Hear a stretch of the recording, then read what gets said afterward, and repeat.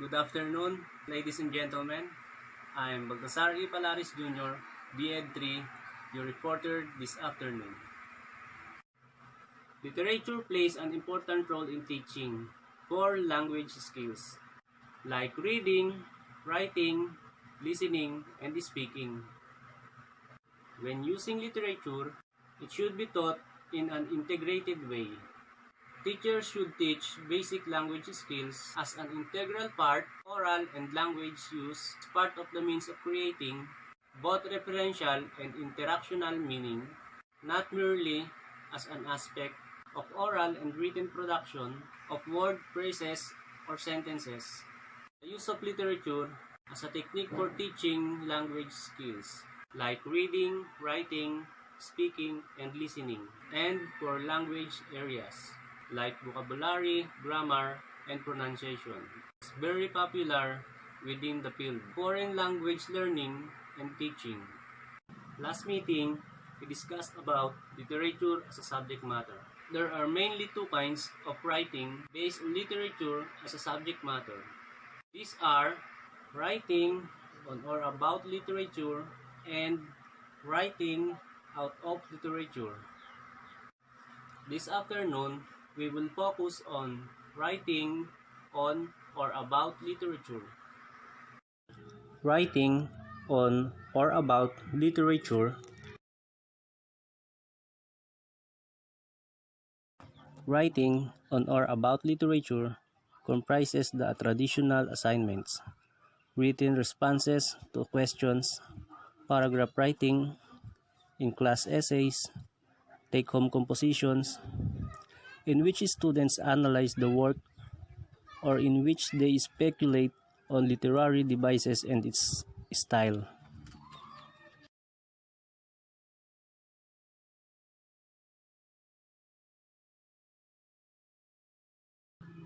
Writing on or about can occur before students begin to read a work.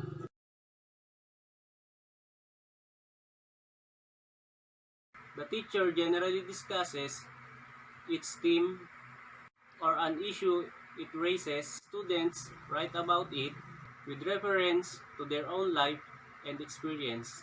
It helps interest them in the work and makes them ready for reading and writing about it. It is very important and very helpful if you were able to do this correctly, because if you ask your students to read a text like short stories or a poem 2 days before so that they can prepare for the discussion. Now, when the day is come, during your discussion, few of your students have read the story, and sometimes what happened is they even forgot the topic. This sometimes happen in a classroom setting. So, we can use this on or about literature. Before discussing the literature, we'll give them a set of questions about the text that will serve as a guide question as they explore and read the text, so that during the discussion, students can share a lot because they have already learned, read, and interpreted the story. So, therefore, the discussion is very active. For lower grade, you can first discuss the theme of the story. You will give them the copy of the story, but you will not discuss it today. What you will be telling them today is the theme of the story. You can explore the theme of the story, especially when they are very nice and has a good moral lesson. If they become familiar or already know the theme of the story, they become excited in learning the story. In return, they will read the story in their home. They will have an advanced reading already. Most writing assignments are done during as well as after the reading, however, derived from class discussion. However, writing on or about literature is not only done before reading, discussing the literature itself. You can also use that during the discussion. You can also let them write after the discussion. Depends on your creativity as a teacher. They take many forms such as questions to be answered, assertion to be debated, topics to be expanded, and discussion groups to be established.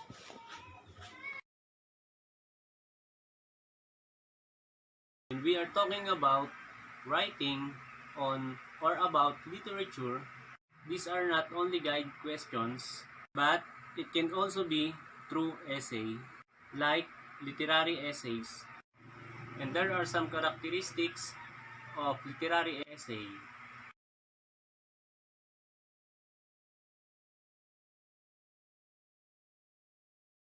One, it is relatively brief. It is focused. Two, it's formal. That means you will use third person point of view. Always use present tense of a verb. 3. Serious audience. You have a reader that analyze your work, so be serious in writing. 4. It is a persuasive arguments. Need evidences so that you can encourage and persuade your readers. 5.